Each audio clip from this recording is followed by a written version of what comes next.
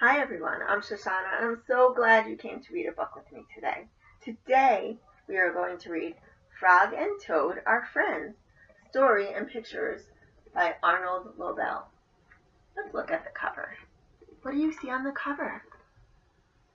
I see some plants, and I see a frog and a toad, and I see a book. They're reading together just like we're going to do. So how many animals do you see on this book? I see 1, 2. There are 2 animals. In this book, there are 2 characters. A character is a person or an animal that the story is about. This book has more than one story, and we're going to read the first one. The first one is called Spring. That's one of the 4 seasons. We have winter, spring, summer, and fall. In the winter, we wear warm winter coats and we put on our hats. And in the spring, everything starts to wake up and the flowers start coming out. And in the summer, the sun is shining so bright and so strong, and we can put on our short sleeves and our bathing suits and go swimming. And in the fall, the leaves on the trees start to fall from the trees and they start to change colors. So we have winter, spring, summer, and fall. So we are going to read about spring today. Are you ready? Spring. Frog ran up the path to Toad's house. He knocked on the front door. There was no answer. Toad, Toad, shouted Frog, wake up. It's spring. Blah, said a voice from in the house. Toad, Toad, cried Frog. The sun is shining. The snow is melting. Wake up. I'm not here, said the voice. Frog walked into the house. It was dark. All the shutters were closed. Toad, where are you? Called Frog. Go away, said a voice from a corner of the room. Toad was lying in bed. He had pulled the covers over his head. Frog pushed Toad out of the bed. He pushed him out of the house and onto the front porch. Toad blinked in the bright sun. Help, said Toad. I cannot see anything. Don't be silly, said Frog. What you see is the clear, warm light of April.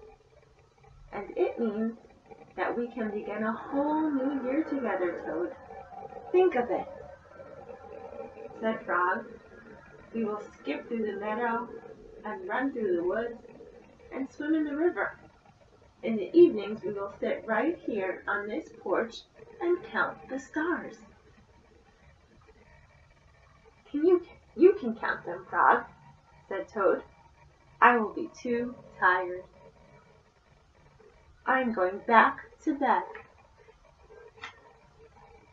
Toad went back into the house. He got into bed and pulled the covers over his head again. But Toad, said Frog, you will miss all the fun. Listen, Frog, said Toad, how long have I been asleep? You have been asleep since November, said Frog. Well then, said Toad, a little more sleep will not hurt me.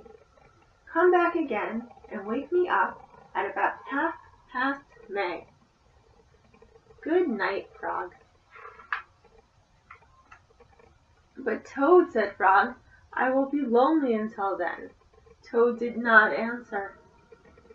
He had fallen asleep. Frog looked at Toad's calendar. The November page was still on top. Frog tore off the November page, and he tore off the December page, and the January page, and the February page, and the March page. He came to the April page. Frog tore off the April page too.